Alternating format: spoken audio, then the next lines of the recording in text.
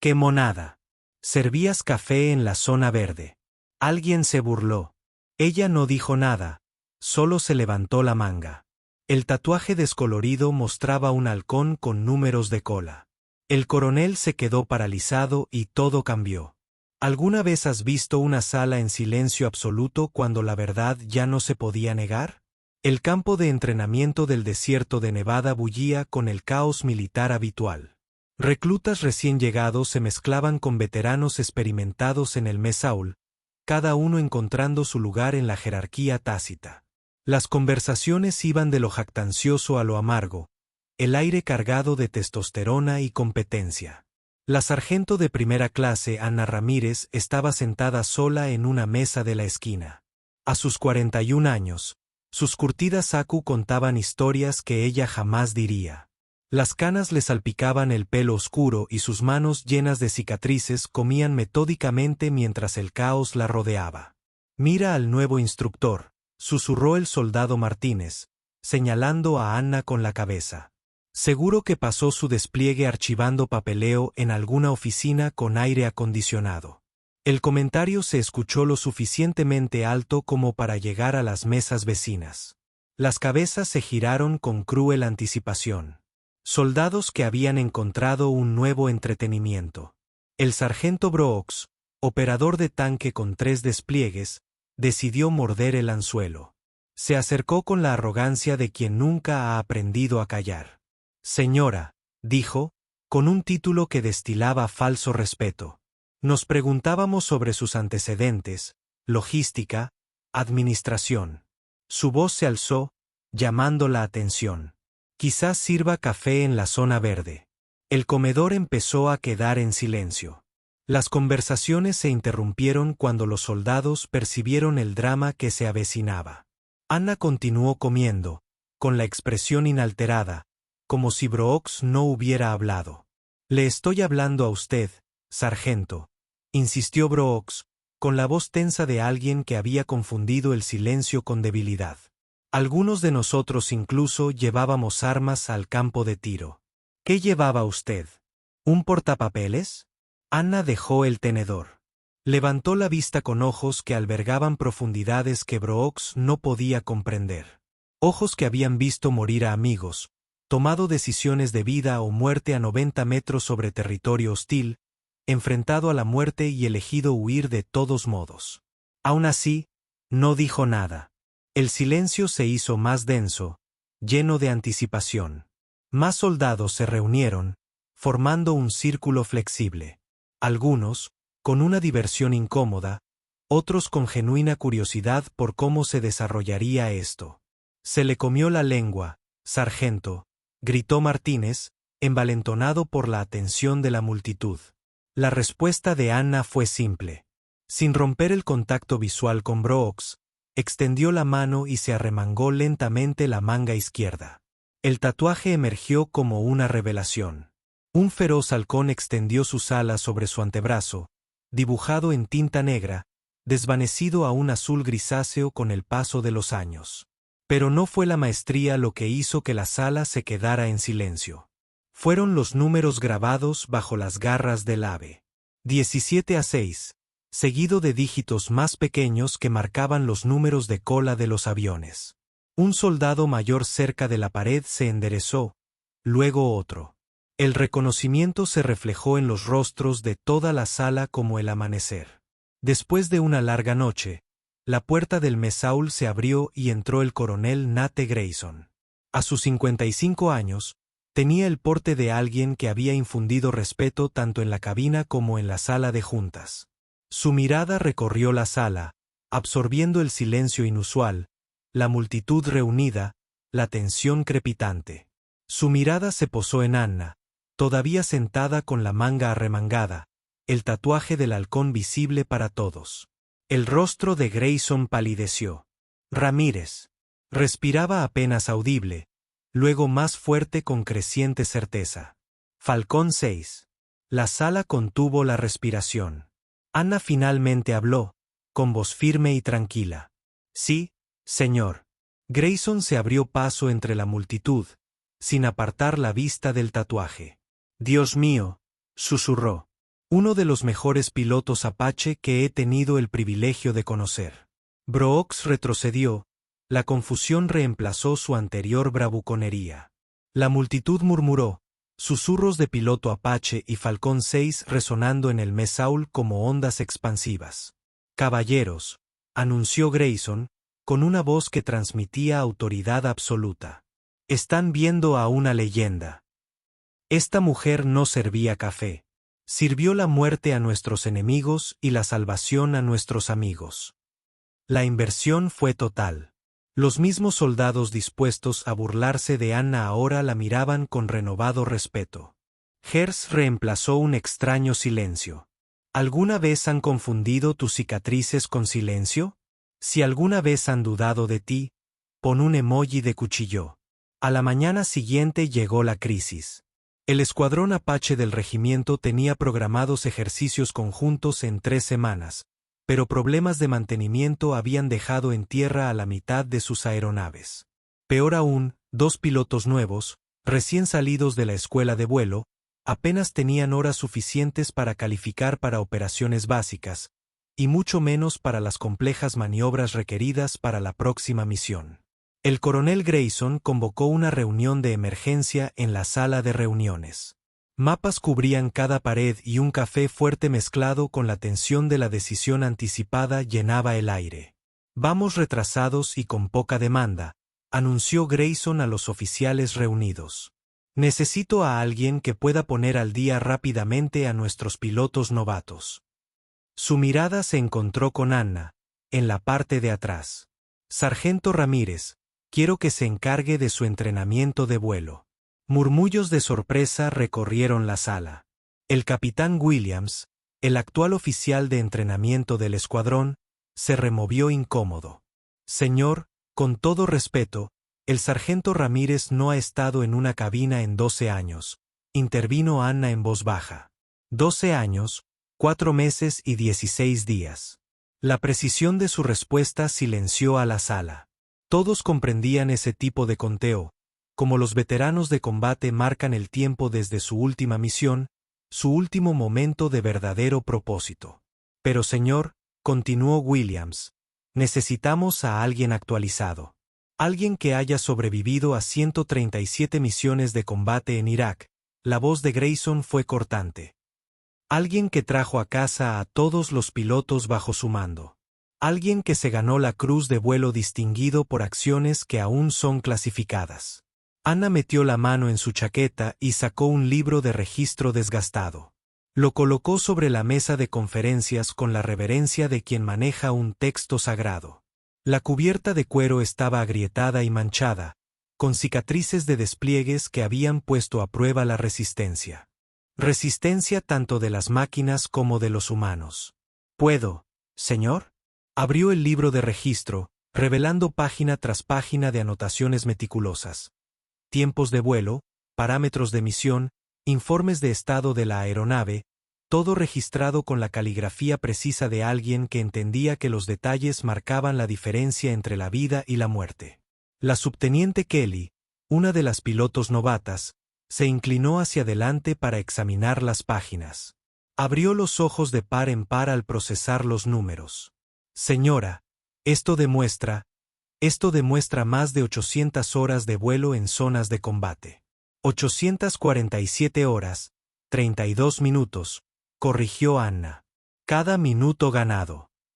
Pasó a una sección cerca del final donde las entradas cambian. La letra seguía siendo la misma, pero el tono pasó de técnico a personal.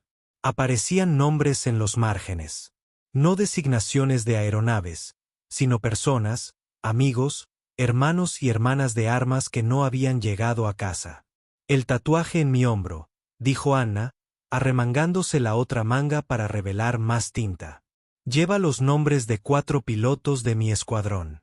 Murieron siguiendo mis órdenes. Su voz se mantuvo firme, pero algo en sus ojos revelaba el peso que había cargado durante más de una década. No llevo sus nombres para celebrar. Los llevo para recordar el precio del mando.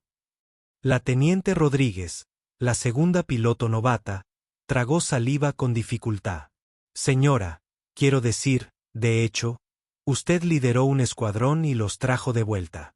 La sonrisa de Anna era apenas perceptible. Liderar desde el frente significa ser el primero en enfrentar el peligro, hijo. Liderar desde atrás significa asegurarse de que todos los demás lleguen primero a casa. La sala quedó en silencio mientras asimilaban las implicaciones. No eran simples estadísticas en un libro de registro. Eran vidas salvadas, misiones cumplidas y sacrificios hechos por alguien a quien se le había confiado el avión más letal del ejército. El coronel Grayson asintió lentamente. Recuerdo la misión, dijo con la voz distante por el recuerdo. Un asedio de 13 horas. Las fuerzas enemigas habían rodeado una base de operaciones avanzada. El clima era tormenta de arena, visibilidad cero, comunicaciones comprometidas. Miró directamente a Anna. El Falcón 6 bajó sus aviones al mismísimo infierno y sacó a 17 soldados que estaban a minutos de ser superados. Era el trabajo, señor, respondió Anna simplemente. El trabajo, repitió Grayson. Correcto. Se volvió hacia la sala. Caballeros, damas, el sargento Ramírez ha aceptado realizar un vuelo de demostración mañana. Ella tomará el Apache 77, nuestro avión más antiguo, y les mostrará cómo 12 años de vida civil afectan la capacidad de un piloto de combate. El capitán Williams frunció el ceño. Señor, el 77 no ha recibido el mantenimiento adecuado. La aviónica está anticuada. El motor necesita a alguien que sepa volarlo, intervino Anna. He cuidado aviones más enfermos en peores condiciones. El reto estaba establecido. Mañana, Anna Ramírez regresaría a la cabina de un Apache por primera vez en más de una década con todo el escuadrón en la mira. Al dispersarse la reunión, el teniente Kelly se acercó a Anna con vacilación. Sargento, ¿puedo preguntarle algo? Rayos, ¿por qué dejó de volar? O sea, con tu historial. La expresión de Anna se suavizó un poco.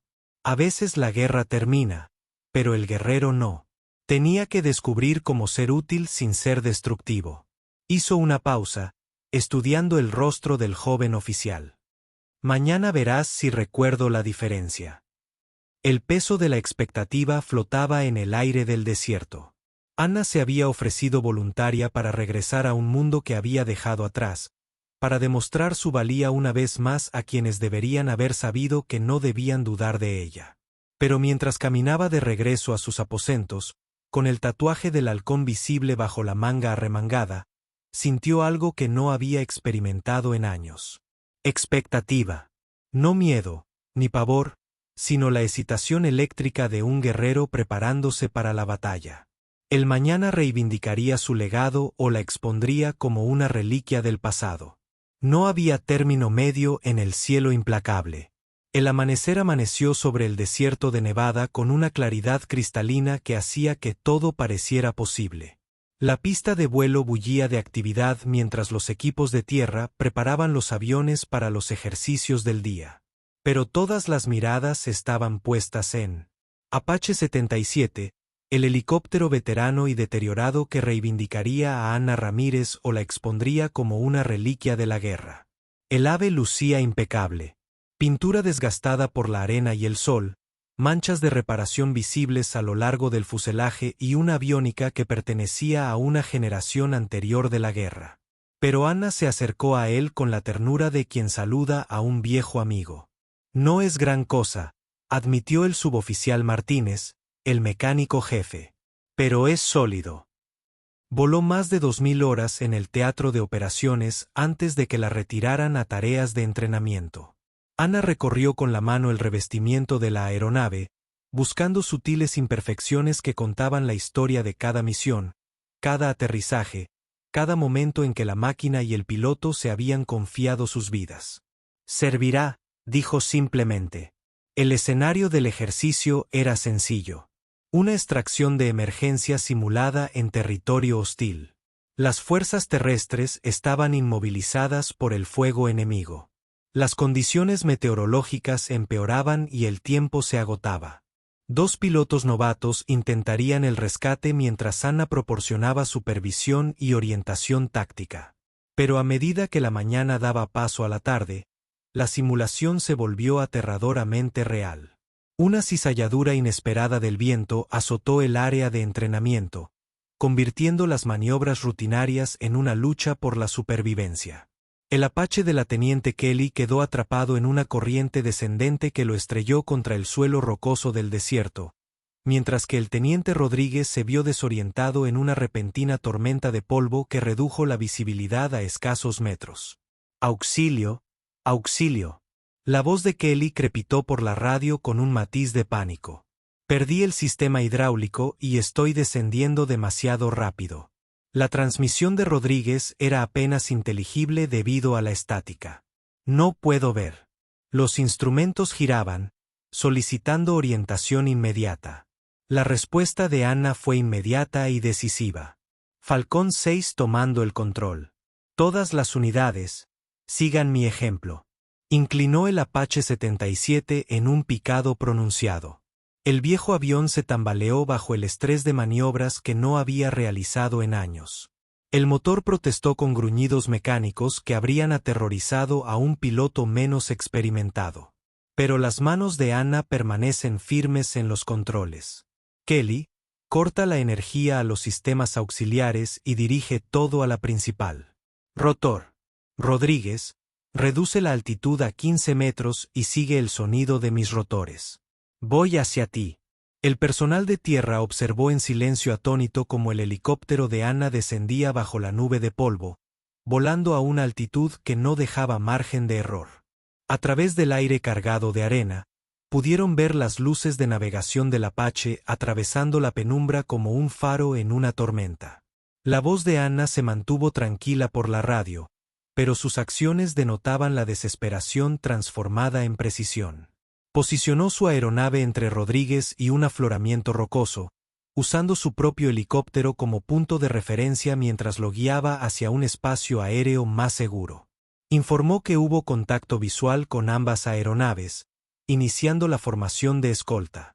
Lo que siguió fue una clase magistral de vuelo de combate. Anna voló en formación con dos aeronaves dañadas, compensando sus limitaciones mientras navegaba en condiciones que habrían desafiado incluso a pilotos experimentados.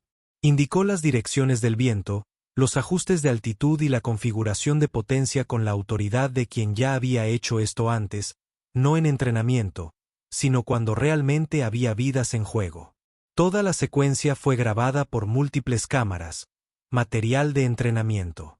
Su propósito era capturar ejercicios rutinarios, pero en cambio documentó algo extraordinario. El Apache de Anna se movía por el aire con una gracia que parecía desafiar la física. Cada maniobra, precisa y decidida. A través de sus auriculares, Anna podía oír el miedo en las voces de sus alumnos, reemplazado gradualmente por una creciente confianza. Por eso se había convertido en instructora, no solo para enseñar habilidades técnicas, sino para mostrar a los jóvenes pilotos que el pánico era una opción y que un entrenamiento adecuado podía superar casi cualquier crisis. Al acercarse a la zona de aterrizaje, Anna anunció: Kelly, tú aterrizarás primero. Mantendré la posición para la limpieza de polvo. Rodríguez, sigue su trayectoria de aproximación y prepárate para la parada inmediata una vez que estés en tierra. El viento seguía aullando en el desierto, creando condiciones que pondrían a prueba incluso a los pilotos más experimentados. Pero la voz de Anna se mantuvo firme, sus instrucciones claras y precisas. Había volado a través de peores tormentas de arena en Irak que habían obligado a escuadrones enteros a aterrizar. Misiones nocturnas donde la única luz provenía de munición trazadora, extracciones bajo fuego intenso donde cada segundo marcaba la diferencia entre la vida y la muerte. Bengala ahora, Kelly, cuidado con el colectivo. Rodríguez. Mantuvo 15 metros hasta que estuvo libre. Los aterrizajes fueron perfectos. Si el libro de texto hubiera sido escrito por alguien que comprendiera que la perfección a veces significaba aceptar el caos controlado. El helicóptero de Kelly aterrizó con fuerza pero sin contratiempos, mientras que Rodríguez logró un aterrizaje que habría sido imposible sin la guía de Anna.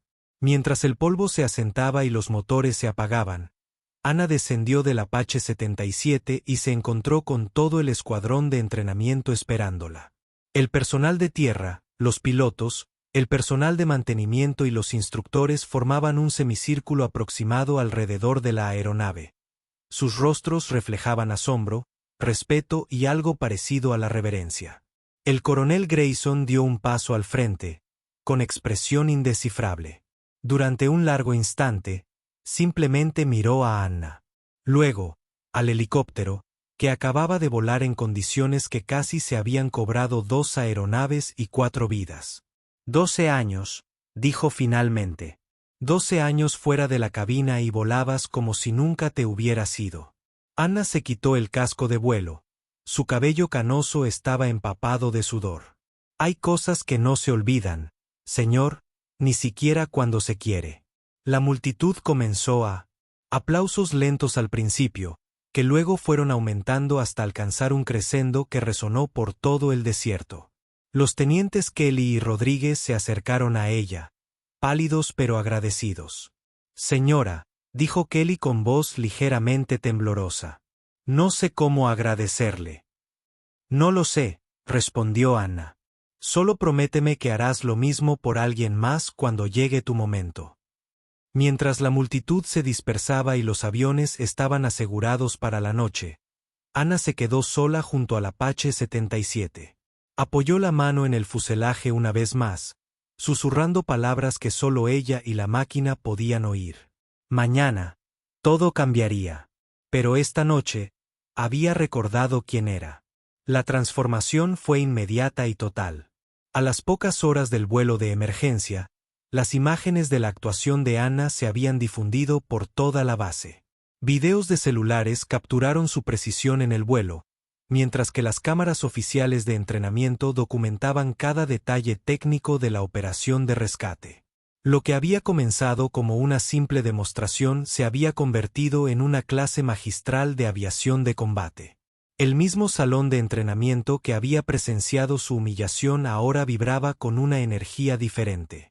Soldados que se habían burlado de su pericia, ahora se acercaban con genuino respeto. Su escepticismo anterior dio paso a una extraña admiración. El sargento Brooks, el operador del tanque que había iniciado la confrontación, fue de los primeros en acercarse a su mesa. Su arrogancia había desaparecido, reemplazada por la postura humilde de quien había aprendido una dura lección sobre las suposiciones. Sargento Ramírez, comenzó, sin rastro alguno de su antigua arrogancia. Le debo una disculpa, una grande. Extendió la mano, esperando su respuesta. Estaba equivocado. Totalmente equivocado. Anna miró la mano ofrecida un momento antes de aceptarla. Todos cometemos errores, Brooks. La medida de una persona es lo que hace después. Señora, si me lo permite. El soldado Martínez dio un paso al frente, sosteniendo un pequeño objeto metálico. Este es mi llavero Apache. Lo conseguí cuando me asignaron a apoyar el mantenimiento de la aviación. Me honraría que lo aceptara. El gesto fue simple pero significativo. En la cultura militar, el intercambio de objetos personales tenía peso. Era un reconocimiento de respeto, un paso de antorcha entre generaciones de militares. Más soldados siguieron. Algunos se disculparon. Otros simplemente querían estrecharle la mano o escucharla hablar. Las preguntas llegaban en oleadas sobre su despliegue, su escuadrón, las misiones que había volado y los amigos que había perdido. Anna respondió lo que pudo, desviando los elogios mientras honraba la memoria de quienes no habían regresado. Habló del trabajo en equipo, del personal de tierra que mantenía a los aviones en vuelo, de los observadores de avanzada que solicitaban ataques, de los médicos que salvaban vidas cuando todo salía mal. El coronel Grayson observó la transformación desde el otro lado de la sala, con una leve sonrisa en las comisuras de sus labios. Más tarde, les diría a sus oficiales de Estado Mayor, así es el verdadero liderazgo. No el que exige atención, sino el que impone respeto mediante la acción. El reconocimiento oficial llegó 3 días después. Anna fue llamada a la oficina de Grayson, donde encontró no solo al coronel, sino a varios oficiales superiores del mando de aviación. Sobre el escritorio había una carpeta marcada con sellos de clasificación que significaba algo serio. Sargento Ramírez, Grayson comenzó formalmente. Basado en su desempeño durante el ejercicio de vuelo de emergencia y su demostrada experiencia en operaciones Apache, se le ofrece un puesto como instructor jefe de vuelo para el programa avanzado de entrenamiento Apache del Ejército. La oferta era significativa, una oportunidad para formar a la próxima generación de pilotos de combate, para transmitir conocimientos sólidos a quienes llevarían adelante la misión. Venía con un ascenso, un aumento de sueldo y el tipo de reconocimiento que la mayoría de los soldados solo soñaban con recibir. Anna estudió la documentación con expresión pensativa. Señor, me siento honrada por la oferta. De verdad, pero necesito preguntar, ¿este puesto me obligaría a dejar la base? Probablemente sí. El programa avanzado está basado en Fort Rucker. Estaría entrenando a los mejores pilotos del ejército, preparándolos para las misiones más desafiantes. Y los soldados aquí, los que apenas están aprendiendo, solo están tratando de encontrar su camino. La sonrisa de Grayson se ensanchó. Hay muchos instructores calificados para el entrenamiento básico, sargento. Esta es su oportunidad de trabajar con la élite. Anna cerró la carpeta y la deslizó sobre el escritorio. Con todo respeto, señor, creo que estoy justo donde debo estar. La sala quedó en silencio. Los demás oficiales intercambiaron miradas, claramente sorprendidos por su respuesta. La élite no me necesita, continuó Anna. Ya son élite. Son los que están luchando, los que dudan de sí mismos, los que necesitan que alguien crea en ellos. Ahí es donde puedo marcar la diferencia. Se levantó para irse, luego se detuvo en la puerta. Además, señor, las leyendas no se forjan en programas avanzados. Se forjan en momentos en que la gente común hace cosas extraordinarias porque alguien les demostró que podían. El video del vuelo de emergencia de Anna se convirtió en una visita obligatoria para todos los reclutas Apache. Sus técnicas fueron estudiadas, analizadas e incorporadas a los protocolos oficiales de entrenamiento. Pero lo más importante es que su historia se convirtió en parte de la cultura de la base, un recordatorio de que el heroísmo a menudo vestía ropas humildes y que los guerreros más grandes a menudo eran los que elegían servir en lugar de ser servidos. La noticia se extendió más allá de la base. Los foros de aviación militar bullían con discusiones sobre su vuelo. Jóvenes pilotos de todo el ejército comenzaron a solicitar transferencias a su programa de entrenamiento. Anna Ramírez se había convertido en más que una instructora. Se había convertido en una leyenda en su época. Pero las leyendas, había aprendido, eran tan valiosas como las personas a las que inspiraban a la grandeza. 6 meses después, la mañana del desierto encontró a Anna Ramírez exactamente donde pertenecía. En un banco de madera desgastada fuera del edificio de operaciones de vuelo, observando cómo el amanecer teñía el cielo de Nevada de tonos dorados y carmesí. En sus manos, sostenía el llavero Apache que le había regalado el soldado Martínez, con su superficie metálica desgastada por incontables momentos de contemplación. El tatuaje en su antebrazo era visible bajo su manga arremangada. El halcón y sus números acompañantes, tan claros como el día en que se lo tatuó. Pero ahora tenía un significado adicional. No solo un registro de servicio pasado, sino un puente entre quien había sido y quien había elegido ser. La teniente Kelly se acercó al banco, con su traje de vuelo impecable y un porte seguro que no había tenido 6 meses atrás. Había completado su entrenamiento avanzado y estaba programada para desplegarse con su unidad en 3 semanas. Señora, dijo, sentándose en el banco junto a Anna. Quería agradecerle de nuevo antes de partir. ¿Por qué? Por mostrarme que ser piloto no se trata solo de volar. Se trata de traer gente a casa.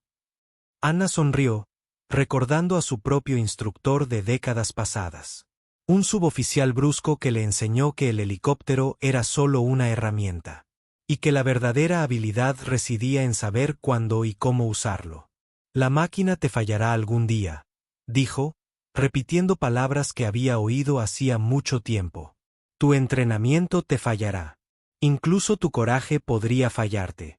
Pero si recuerdas por qué estás ahí arriba, encontrarás la manera de completar la misión. Mientras Kelly se dirigía a su reunión informativa, Anna permaneció en el banco. El tatuaje en su hombro, el que tenía los nombres de sus compañeros de escuadrón caídos, parecía latir con calor bajo el sol de la mañana. Durante años, había cargado con su recuerdo. Pero ahora lo entendía de otra manera.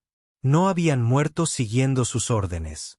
Murieron sirviendo a un propósito más grande que ellos mismos. Así como ella continuó sirviendo a su manera, los nombres en su piel no eran marcas de culpa.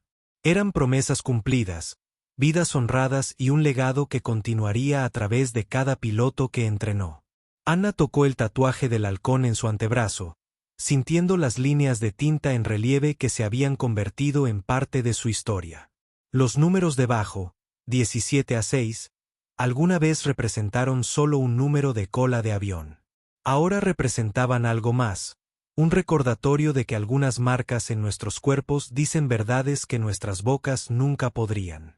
Todos dudaron. Susurró hasta que vieron la marca que no podía mentir. ¿Qué es lo único en tu piel o en tu corazón que aún prueba quién eres? Déjalo hablar. Estamos escuchando.